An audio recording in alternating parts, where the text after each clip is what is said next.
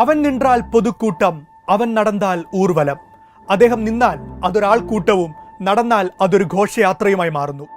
പുരച്ചിത്തലവർ എംജിആറിനെ കുറിച്ച് തമിഴ് മക്കൾ പറയാറുള്ളത് ഇങ്ങനെയാണ്.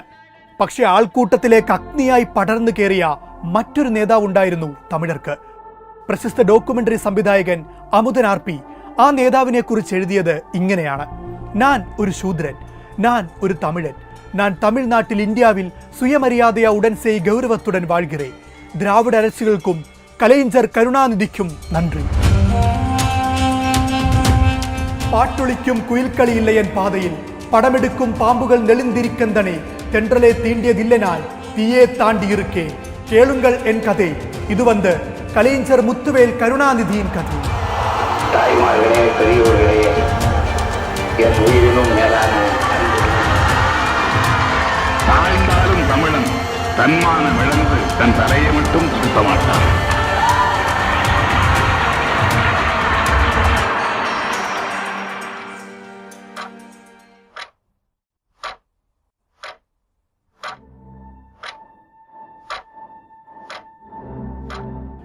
നാഗപട്ടണത്തെ തിരുക്കൂവിലിൽ മുത്തുവേലിന്റെയും അഞ്ചുകത്തിന്റെയും മകനായി ജനിച്ച ദക്ഷിണാമൂർത്തി ജാതി ചിഹ്നങ്ങളില്ലാത്ത കരുണാനിധി എന്ന പേര് സ്വീകരിച്ചത് ബ്രാഹ്മണ്യത്തോടുള്ള തന്റെ പ്രതിഷേധം വ്യക്തമാക്കാൻ കൂടിയാണ്. കടവുളില്ലേ, കടവുളില്ലേ, കടവുളില്ലവേയില്ലേ, തായ്നാടും തായ്മൊഴിയും തായാലുടമ്പും ഉയരുമെന്ന പെരിയാറിന്റെ പ്രഖ്യാപനം തമിഴ് രാഷ്ട്രീയ ഭൂപടത്തിൽ ആളിക്കത്തുന്ന കാലത്താണ് കരുണാനിധി എന്ന കരുത്തുള്ള ഒരായുധം ദ്രാവിഡ രാഷ്ട്രീയത്തിന്റെ ആലയിൽ ഉരുകിയുറയ്ക്കുന്നത്. നാദസ്വര വായനം കുലത്തൊഴിലായുള്ള ഇസൈ വെള്ളാളർ എന്ന പിന്നോക്ക ജാതിയിലാണ് കരുണാനിധി ജനിച്ചത്. അളഗിരി സ്വാമിയുടെ പ്രസംഗം കേട്ട് 14 വയസ്സിൽ പൊതുപ്രവർത്തനത്തിനിറങ്ങിയ കരുണാനിധി നീണ്ട 8 പതിറ്റാണ്ടുകാലം തന്റെ പ്രസ്ഥാനത്തിന്റെ മജ്ജയും മാംസവുമായി.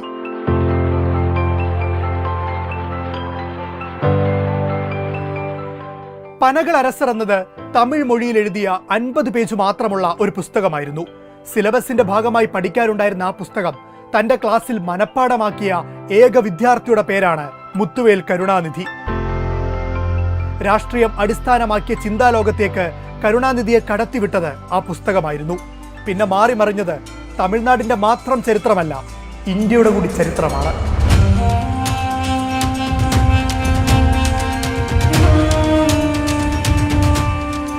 രാജ്യത്തെ ഇളക്കിമറിച്ച ഹിന്ദി ഒഴിക തമിഴ് വാഴ്ക എന്ന മുദ്രാവാക്യവുമായി ഉയർന്ന ഹിന്ദി വിരുദ്ധ പ്രക്ഷോഭം നയിച്ച് തെരുവിലേക്ക് ചാടിയിറങ്ങുമ്പോൾ കരുണാനിധിയുടെ പ്രായം എത്രയാണെന്നറിയാമോ? വെറും 15 വയസ്സ്. ഡാൽമ്യപുരം എന്ന ഉത്തരേന്ത്യൻ ചുവയുള്ള സ്ഥലപ്പേര് കല്ലാക്കുടി എന്ന പഴയ പേരിലേക്ക് മാറ്റാനുള്ള സമരത്തെ തുടർന്ന് ചെറുപ്രായത്തിലെ ജയിൽവാസം. ആ സമരം കല്ലാക്കുടി കൊണ്ട കരുണാനിധി അഥവാ കല്ലാക്കുടി കീഴ്പ്പെടുത്തിയ കരുണാനിധി എന്ന വിശേഷണം അദ്ദേഹത്തിന് ചാർത്തിക്കൊടുത്തു. ഭാഷയിലും സാഹിത്യത്തിലും അഗ്രകണ്യനായിരുന്ന കരുണാനിധി വിദ്യാർത്ഥി കാലത്ത് തന്നെ മാനവനേസൻ എന്ന പ്രസിദ്ധീകരണം ആരംഭിച്ചു. ഇന്ന് DMKയുടെ മുഖപത്രമായി മാറിയ മുരസ്വരി സ്ഥാപിക്കുമ്പോൾ കരുണാനിധിക്ക് പ്രായം വെറും 17 വയസ്സ്. മാതൃഭാഷയ്ക്കായുള്ള പോരാട്ടത്തിൽ ദ്രാവിഡ രാഷ്ട്രീയം ഉയർത്തിയ ഒരു കാഹളമായിരുന്നു കരുണാനിധി. കൊള്ളിയാൻ പോലെ വന്നു പതിക്കുന്ന വാക്കുകൾ കൊണ്ട് തമിഴരുടെ ഇടനെഞ്ചിലേക്ക് പടർന്ന അണ്ണാദുരൈ എന്ന അരിങ്കർ അണ്ണയാണ് കരുണാനിധിയെ തമിഴ് രാഷ്ട്രീയത്തിലേക്ക് കൈപിടിച്ചുയർത്തിയത്. കാവേരി കുത്തിയൊലിച്ചെത്തും പോലെയായിരുന്നു കരുണാനിധിയുടെ രാഷ്ട്രീയത്തിലേക്കുള്ള ആ വരവും. 70 വയസ്സുണ്ടായിരുന്ന പെരിയോർ EV രാമസ്വാമി നായ്ക്കർ 32കാരിയായ മണിയമ്മയെ വിവാഹം ചെയ്യുകയും തുടർന്ന് തന്റെ പിൻഗാമിയായി പ്രഖ്യാപിച്ചതും ദ്രാവിഡ പ്രസ്ഥാനത്തെ രണ്ടായി പകുത്തു. അന്ന് പരസ്യപ്പോർ പ്രഖ്യാപിച്ച അണ്ണാദുരൈക്കൊപ്പം കരുണാനിധി ഉറച്ചു നിന്നു. കലയിലൂടെ വളർന്നതിനാൽ കരുണാനിധിയെ കാലം കലൈഞ്ചർ എന്ന് വിളിച്ചു. 8 പതിറ്റാണ്ട് കാലത്തെ രാഷ്ട്രീയ ജീവിതത്തിലെ പരാജയമറിയാത്ത 13 തെരഞ്ഞെടുപ്പുകളും കരുണാനിധി നേരിട്ടത് തമിഴരുടെ ബിംബങ്ങളോടായിരുന്നു.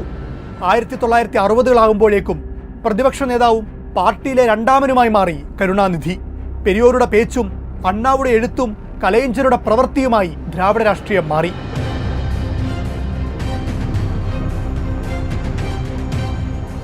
ഹിന്ദി വിരുദ്ധ സമരത്തിൽ തീവണ്ടി തടഞ്ഞതിന് അറസ്റ്റ് ചെയ്യപ്പെട്ട കരുണാനിധിയെ സേലം ജയിലിൽ 30 നാൾ പാർപ്പിച്ചു.